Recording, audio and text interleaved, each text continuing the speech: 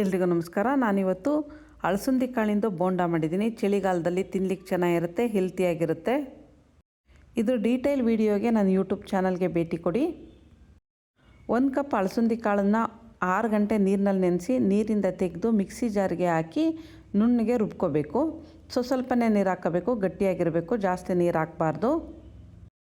ಇದಕ್ಕೆ 1 ಸ್ಪೂನ್ ಅಕ್ಕಿ ಹಿಟ್ಟು, ಸಣ್ಣದಾಗಿ ಹೆಚ್ಚಿರೋ ಈರುಳ್ಳಿ, ಕೊತ್ತಂಬರಿ ಸೊಪ್ಪು, ಕರಿಬೇವಿನ ಸೊಪ್ಪು, ಹಸಿರು ಮೆಣಸಿನ್ಕಾಯಿ ಹಾಕಿ ಸ್ವಲ್ಪ ಮಿಕ್ಸ್ ಮಾಡಿ ರುಚಿಗೆ ಬೇಕಾದಷ್ಟು ಉಪ್ಪು, ಅಜ್ವಾನನ ಸ್ವಲ್ಪ ಉಜ್ಜಿ ಹಾಕಿ ಅರ್ಧ ಟೀ ಸ್ಪೂನ್ನಷ್ಟು ಜೀರಿಗೆ ಹಾಕಿ ಮಿಕ್ಸ್ ಮಾಡಬೇಕು. ಈಗ ಇದನ್ನು ಸಣ್ಣ ಸಣ್ಣ ಉಂಡೆಗಳು ತೊಗೊಂಡು ಹದವಾಗಿ ಕಾದಿರೋ ಎಣ್ಣೆಯಲ್ಲಿ ನಿಧಾನವಾಗಿ ಫ್ರೈ ಮಾಡಬೇಕು.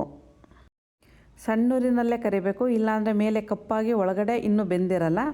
ಇದನ್ನು ನಿಧಾನವಾಗಿ ಕರೆದ್ರೆ ಮೇಲ್ಗಡೆ ಕ್ರಿಸ್ಪಿಯಾಗಿ ಒಳಗಡೆ ಸ್ಮೂತಾಗಿರೋ ಹೆಲ್ತಿಯಾಗಿರೋ ಅಳಸಂದಿ ಕಾಳು ಬೋಂಡ ರೆಡಿ. ಈ ಮಳೆಗಾಲಕ್ಕೆ ನಿಮ್ಮ ನೆನಲ್ಲೂ ಮಾಡಿ ನೋಡಿ. ನಮಸ್ತೆ.